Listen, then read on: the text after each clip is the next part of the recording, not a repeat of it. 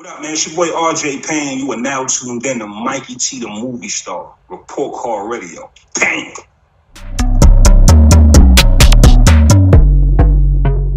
Man, it's been a long time coming. Absolutely, man. I'm definitely a fan, man. Man, RJ Payne, I appreciate you joining me today on Report Card Radio. Absolutely. What's poppin', man? So tell me a little bit about where you're from, man. I know you're Brooklyn bred. Oh, man, I'm born in Brooklyn, Kingsborough Projects, raised in Long Island and Philly, man. So, probably 15, 20 years in Philly and New York. So probably I'm even in both states. So, I can't even claim one more than the other. How did you, coming from Brooklyn, how did you become so heavily embraced in Philadelphia? It's crazy. We moved here, I think when I was like 5, man. So we moved here when I was 5, and then my brother was a DJ. So, and I say from probably like 5 to probably like 10 years old, I was in Philly. A lot of death in my family, mom, brother. So I literally was bouncing back and forth between Long Island and Philly pretty much for my whole life. So that just gave me both sides. I would see the Philly grittiness. I would go to New York and kind of learn what's fly, learn how to hustle. So I kind of had the best of both worlds, man. I hear you, man. Let's take it back. How did you originally get into rap? Right now you're being touted as one of the dopest new MCs. Aside from being born into it, how did you get involved with hip hop?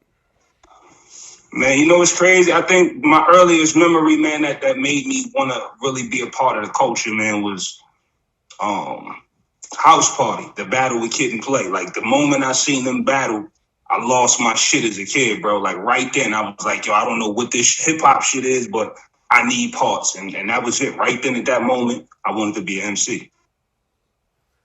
What year was that, man? What was going on at that time? I don't even know when House Party came out, bro. House Party might have came out in like the early 90s. All right. So probably at that time, bro, I wasn't doing nothing but just soaking up everything hip hop. Like I said, I had a lot of death. So only thing I did to cope with all the death was just hip hop. And my brother was a DJ. So you can imagine when he passed, he might have had 2,000-3,000 records in a crate. So all I did was just soak up hip hop, man. All right. So take me into that crate, man. Who were some of your early inspirations growing up? You know what? When I was a kid, it wasn't so much as inspired. It was just more like, is this? Because I never had the conversation of what you're listening to. We never had that type of conversation. My brother was a lot older than me. So it was kind of like, I just seen it and would just go through the crate. So I remember seeing shit like 3 Times Dope. I remember seeing shit like Tribe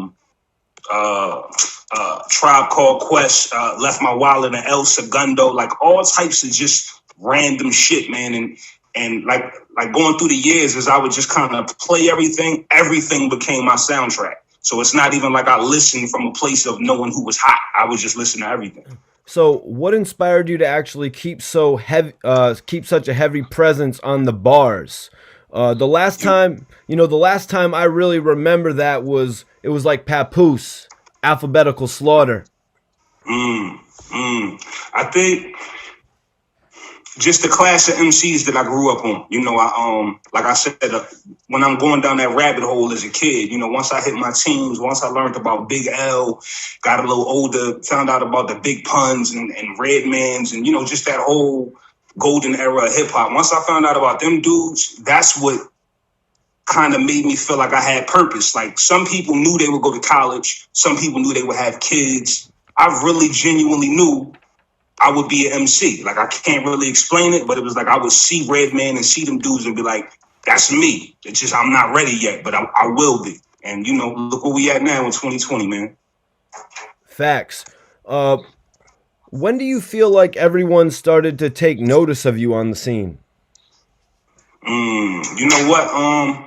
When I started doing this thing called Murder in Less Than 60 Seconds, probably about a year and a half ago, I would just rap in the car. I would get off work and I would just rap in the car. I would just literally get off every day and rap, man. And I remember getting like 30 views, 50 views, like nobody really gave them.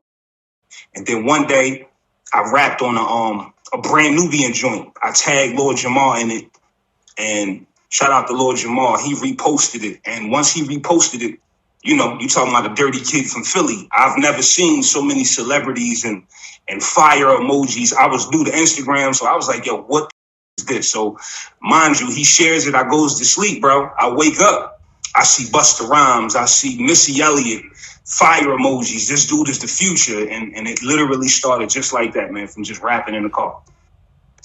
All right, all right. So that's where I want to keep this conversation right now. If you could remember for me, who would you say was one of the first artists to actually hit your DM or get your contact and hit you on the phone?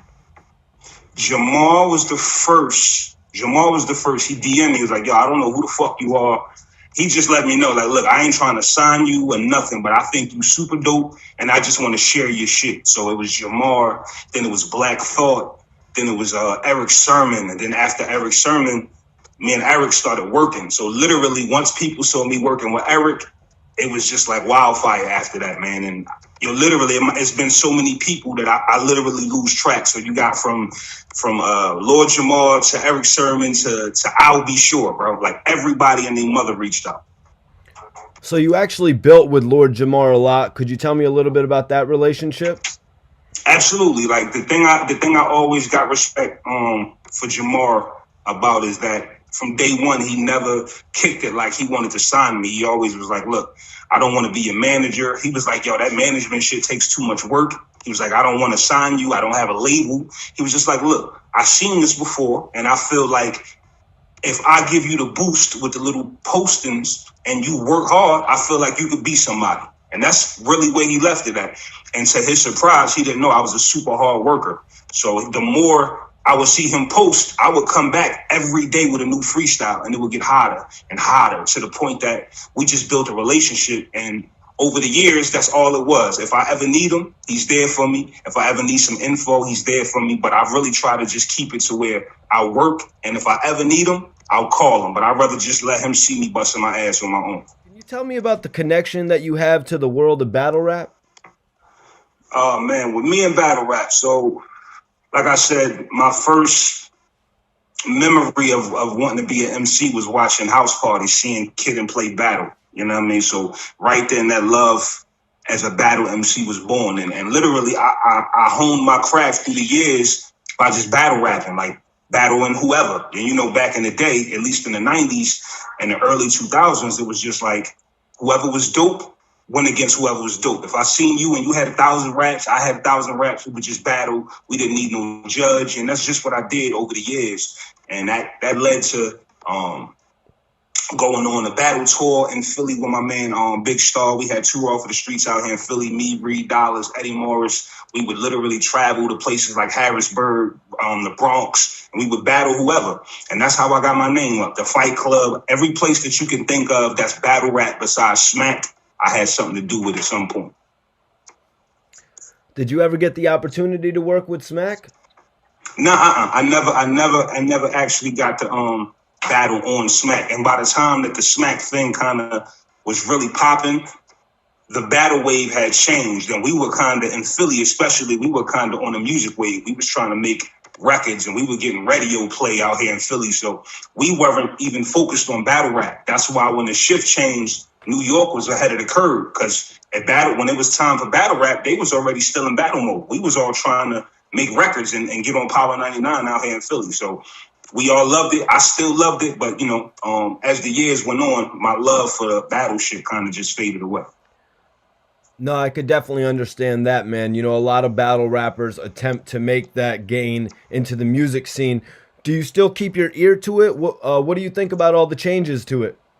Absolutely. I pay attention. I try to watch when I get a chance, but it's a lot of dope MCs, the Loaded Luxes, the Arsenals. I respect all of them dudes. But for me at this point, I kind of don't want my brand involved with battle rap no more. I feel like if you're able or lucky enough to make the transition to where they're fucking with you in the industry, I think you should take that 100% and not play in both worlds. And since I respect battle rap, I respect it too much to kind of just be in there for a look or just go for a check. So I'm full 100% into this industry shit, making his records and making his money through his music. As such a dope MC and having such ties to Philly, I wanted to get your take on Cassidy returning to the battle rap scene in the past years. Shout out to Cash, man. I think it's dope. I really think it's up to the person, man. I can't say it's bad battle rapping. I think for everything that Cassidy has accomplished, some may say it's a step down for him. But if that's what gives him that spark or that fire, I salute him for it. I don't really see nothing wrong with what he's doing. I think he, at the end of the day, he's able to still battle these new cats. Whether he's winning or losing, he's able to still keep his name relevant in a battle era where he's not even from this era. So you got to give him props on that. I was reading you actually had some history with Reed Dollars as well, who actually just battled Sue Surf. Absolutely. Shout out to Reed Dollars. Like I said, we all came up in Philly, man. Everybody in Philly knows each other. So, at that time when we were battle rapping, me, Reed, the Ciceros, my man Eddie Morris, Slaughter Rico, anybody that you heard of in Philly battle rap, we all ran around together at one point. So I known Reed Dollars probably since he was 13, 14 years old. I believe you got the chance to do a record with Dark Low. That's my guy, man. Free Dark Low. Shout out to Dark Low. Cool dude. I known Dark Low before he was the rapper Dark Low. I known Dark Low when he was just a street cat, before he even thought about rapping like that. I known Dark Low a long time. That's what's up, man. Could you take me into that? When did you first meet Dark Low? I knew Dark Low, like my first rap group I was ever a part of, man. My peoples from North Philly. What's funny is one of the people in the group, he was the little brother of Dark Low, my man Bass. Dark Low is his big brother. So Low would always be around, but I never knew him as the rapper. I always knew him as the big homie, the goonie, don't play with Low. That's how we knew him, you know what I mean? And over the years, it's just been ill seeing him go from the street dude that don't talk much to an MC, and now he got a character. Now he's open to talking. The Low we knew, he didn't say much, man. What do you think it was that made the general public take to him so much?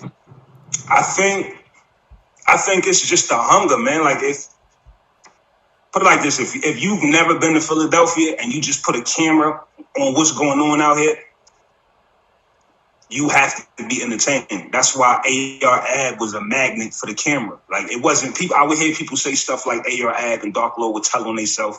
Nah, them dudes was just telling what would happen in their everyday life, and it just was hella entertaining.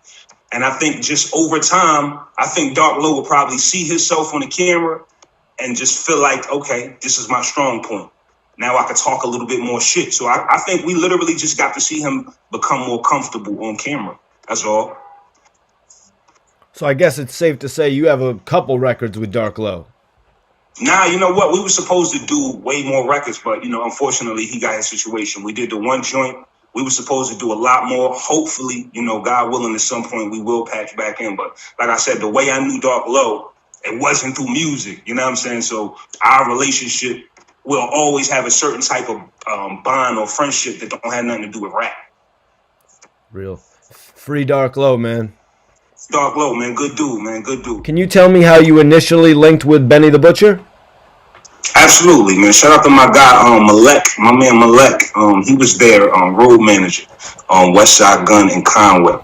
So he had caught wind of me on Instagram doing Murder Less Than 60 Seconds rapping in the car. So he would, patch in like, yo, you fire. I think you should be a part of the team. And I was already telling him like, yo, I'm a fan of Griselda. Hopefully it will happen. So he stayed in touch. I kept rapping. He would show my videos to West Side Gun. So that's how that connection started. And then I got another friend of mine named PR Dean, and he was cool with Benny. So both of these guys were having their own conversations about me with Griselda, PR through Benny, and my man Malek with Westside. And the next thing you know, one day I got like a Instagram call, and it was my man Malek with Westside on there. And Westside was like, yo, I see you. And this time I was dropping 7 projects per year. Like every year I dropped 7 to 8 projects. So Westside was like, yo, slow down. You killing them. We need to link. We need to make some moves. People saw it. Everybody got excited. I say 2-3 days later, my homie PR Dean, he called me and was like, yo, I just talked to Benny. Benny would love if you was a part of BSF. And it literally started just like that, man. And as soon as we announced it, it went crazy. And I think it went crazy because we make similar music. You know, out here in Philly, everything is aggressive, everything is hard, boom back. And that's what Buffalo is on, and that's what Buffalo is getting famous for. So I think it just went hand in hand. All right, so how far removed are we from you getting out of work, looking at your videos, 30, 40, 50 views, to you rocking with BSF? Oh man, this is probably like a year. It's probably like a year and a half, maybe, about a year and a half. So, you know, as the buzz is going into, like I said, me and Benny made the connection. I think we did one record. The first record we did actually was on my project on Leatherface. It was the Butcher meets Leatherface. Actually, we did that joint, and as soon as we did it, we knew, like, all right, the chemistry is crazy. This is perfect. We put it out, instantly went crazy. He turned around and put me on the plugs I met. And all of this is still a year and a half removed from rapping in the car. Once he put me on the plugs I met, everything that I had already been doing kind of caught back on fire. So now you got the new Griselda fire, plus I'm already running around with Black Thought. I'm already running around with Eric Sermon and Lord Jamar and this guy and that guy. So the Griselda connection, it just really made everything that much bigger. But I think, unfortunately, the only reason it didn't work is just because I think when Benny put me down with the team, Griselda was just blowing up. And at that time, my shit was just blowing up. And the next thing you knew, they signed the Rock Nation. After they signed the Rock Nation, they kept taking off. Now, as they're signing the Rock Nation, I'm on K Slade's new album. I'm on Eric Sermon's album. So my profile is going up. So it just really got to a point where by the time it was time to actually do business, we were so separate that it was just kind of like, look, we on different planets. Like, yo, you still my guy. If we can never do business, let's do business in the future. And it really was that simple. That's what's up, man. Thank you for breaking that down for me. And could you tell me a little bit about the label that you've been pushing? EIMG or EMG? Absolutely. It's Educated Ignorance Music Group, man. The significance of the name is just, I feel like hip-hop has been very one-sided in the last couple of years, you know, whether that's trap, whether that's the druggy rap, whatever you want to call it, it's been too one-sided. And now that the lyrical side is coming back, I think it's MCs like me, it's my job to give you both sides. I'll give you the education and the ignorance. So I've been putting out my own projects for the last two and a half years, and I've gained a lot of success by putting my projects out directly. Actually, that's what attracted Royce. Royce ended up buying my whole catalog off my website, imrjpayne.com. He bought every project I got. That's like 22 albums. Once he bought that, it just set the trend and everybody knew, okay, this dude don't stream. I got a boutique thing. If you want my music, you go to my website and you grab it that way. So that kind of just everything going on, and then having my own website, and then now this Eminem thing and all of that, I can't even explain to you what's happening right now, bro. But like you got to understand, my life literally changed again like 2 days ago with this Eminem shit. Like, bro, I'm getting so many phone calls that I can't tell you about yet. It's crazy. But as far as the label though, because I got a little sidetracked. But as far as the label, like I said, I've been putting out all my music directly through my own imprint. We just actually recruited Harlem legend, my man Ruff, and my man Stan Spit. Stan Spit was in the movie Belly. He's actually the one that got shot at the table. So we just recruited them to the team. Their album is coming in June. I'm actually executive producing that. I'm going to put that out on my platform the same way I've been putting out my own music. And that's really what I want to do with my label, is show artists how to put their music out and make your money. Like when I put my albums out, I make $20 or $30 per album. Only person to get a cut of my money is PayPal, and I want to do that for other artists, because I think when we stream our music, it's cool to say you streaming with Drake and all that, but when you stream your music, you get paid less than a penny. So my thing is to just educate artists and let them know, yo, we can go get the bag, and we don't necessarily need a big record deal to go get the bag. Man, you're working on a new album right now. Absolutely, man. New album on the way. Funny enough, it's titled Eminem titled the album. You know, Eminem had the interview with Lil Wayne, and he was, I guess, referring to me, and he was like, yo, he's an animal. So I had put out a freestyle, or two of them, back to back, and I had just titled it animal after Eminem. And then it just hit me the other day, like, yo, just title the whole album. No, that's dope, man, because honestly, I'm here thinking about it. That title goes right along with your catalog of work. Exactly. I'm capable of doing a lot of the records and, the hooks and all of that. But I think being a part of Griselda, that fan base with BSF and having my own fan base, I think our fan base is dope because they don't care about our hooks. They don't care about radio records. They just want a dope package that looks good with some dope merch, and they gonna buy all that shit. So I think right now I'm in an amazing position. So you're gonna see some amazing stuff. The album, I can't tell you who's on it, but what I can tell you is I definitely got production from Royce the 5'9". I definitely got production from my man Mr. Porter, the 9, and I definitely got production from Eric Sermon. So the album is gonna be crazy. So let me ask you, man, what's your thoughts hearing this conversation between Eminem and Lil Wayne? Yo, first I didn't believe it, bro. Like I knew that we have covered, some great spaces in the last year and a half. But my man Paige Kennedy from Cali, he just randomly texted me like, yo, Lil Wayne and Eminem are talking about you. And I think I'm sitting in there preparing some merch to be sent out, and I'm like, Wayne and M, like whatever. Soon as he texted me, my phone went crazy. I mean, every person that I ain't talked to since kindergarten was like, yo, they are really on there talking about you. I just heard it. I got it recorded. Then the videos dropped of them having a convo. And it's just been a thing ever since, man. Like, no exaggeration. We probably got five calls from different major labels as soon as it happened. So, like, I don't know what to think yet. I'm still taking it all in, man. I wanted to ask you, RJ, what have you learned from someone like Royce the 5'9"? Man, listen. The first thing I learned from Royce, man, was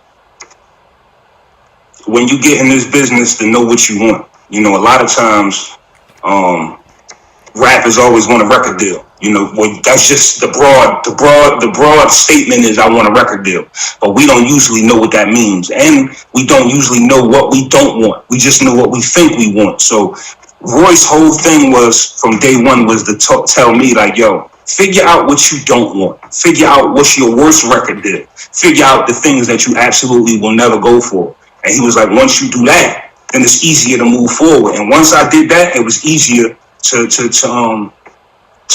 kind of just move my business around. So like when we walk into these labels now, they already know what I'm there for. They already know what I'm not willing to do and what I'm willing to do. So honestly, man, being cool with Royce the 5'9" is like having a cheat code, man. Honestly. That's what's up, man. I seen you were in and out of his studio. Is it like, is he mentoring you, or is it more you guys creating records? It's weird, man. I think Royce, Eric Sermon, Jamar, any of the people that have helped me or reached out, OC, any of the legends, I think it's the same thing. They all kind of just feel like it's their duty to help the next guy. And they all said that to me at some point, like, yo, you're the next one. And when we see the next one, it's our job to help kind of mold it in the right way. And they basically let me know that when I see the next guy, it's my job to do the same thing. So I don't know if you want to call it a mentor, but if it's 3 a.m. and I got a problem, I can call Royce. You know what I'm saying? If it's a problem, I can call Jamar. I can call Black Thought. So, I don't know what you want to call it, but we just got a great relationship. I'm listening to the conversation, and Lil Wayne actually says he knows your music. Had you ever had a chance to meet Wayne, or did he ever reach out? Nah, bro, like never. Like that goes back to what I was saying. Like, so imagine you're making waves, and people are like, yo, you would be a lot doper if you had a melody. You would be a lot doper if you dressed or looked like this, if you did this. I'm like, nah, my fans like it, I'll be fine. So imagine suddenly you like, yo, Wayne knows who you are and he knows your music. So it kind of just let me know that I'm not crazy, man. Like, good music is good music, whether they got a hook, whether they got a melody or not. So for Wayne to know who I am and to not do what everybody else do, that's amazing, bro. Like, I can't even put that into words what it feels like to have the GOATs know what I do and who I am without selling out. Yeah, it really shows you that music has a reach. It does, man. And if you really stay who you are and stick to your guns, It's an audience for you. It don't matter what that is. So we're talking about the guy who just had the video where he had the quickest rap in like history. We're talking about Eminem saying he's a animal. Crazy, bro. Crazy. Humbling, man. I see a lot of, I seen somebody actually post on that post of mine, like, yo, it's not a big deal. You've been dope. So what? Who cares? Like, don't get gas. And I'm like, yo, I don't know if it's the new generation or if it's just the way the world is where we don't value shit or we don't value anything until it's not here no more. But I know who Eminem is and I know all the records he broke. So for him to acknowledge me again on my level of just punchlines and hardcore rap, I give him all the respect in the world because he didn't have to be paying attention to RJ Payne. So what inspiration do you draw from that acknowledgement for this album? Work harder. Like, cause you see, the day that I seen the footage or the day that the footage came out, I shot a video 24 hours later and put that shit out. And Eminem seen the video. Like I got confirmation he seen the video, and they're basically bugging like how he put this out that fast. So like that would show you where I'm at. I just want to work hard. I was already a workhorse. I put out 7 projects per year before Marshall came along. So it's like now that I know he's watching or Wayne's watching, man, I probably put out more projects than anybody in the rap game. I'm being 100% honest. I'm hungry as hell. Like I should be rapping right now. I only stopped putting together my merch and working on my album to do this with you. If you seen the freestyle, if you seen what I just put out, he Animal, kind of just summing up who I am for the people that might not have known who I was before Eminem gave me the shout out. If you seen that, that's what you can expect. Just expect the highest quality lyrics, the dopest production possible. Don't expect no deep records. Don't expect none of that. Because right now, I want people to know Eminem wasn't wrong. I want people to know that Lil Wayne is listening because it's some dope shit and it's not what everybody else is doing. So don't expect to tune in and hear RJ Payne doing a trap record and none of that. Expect what I've been doing, but just times 30. Payne, I really appreciate you taking the time to speak with me. Anytime. Big fan, man. Big fan. Anytime you need to patch in, I'm here, man. Appreciate you, bro. No, big facts. Is there anything that you want to leave the people with? Man, only thing I want to leave everybody with is just, yo, just let me be the proof, dog. It don't matter how old you are. It don't matter where you at, where you from, what part of the world you in. If you work hard at this shit, you never know who's watching. You never know how far you can go, man. Just literally, you talking about a dude that was rapping in a car a year and a half ago. Now we're talking about Eminem and Lil Wayne having a conversation about me. So never give up, man. Just keep hustling, man. Shout out to you, man. Appreciate you, bro.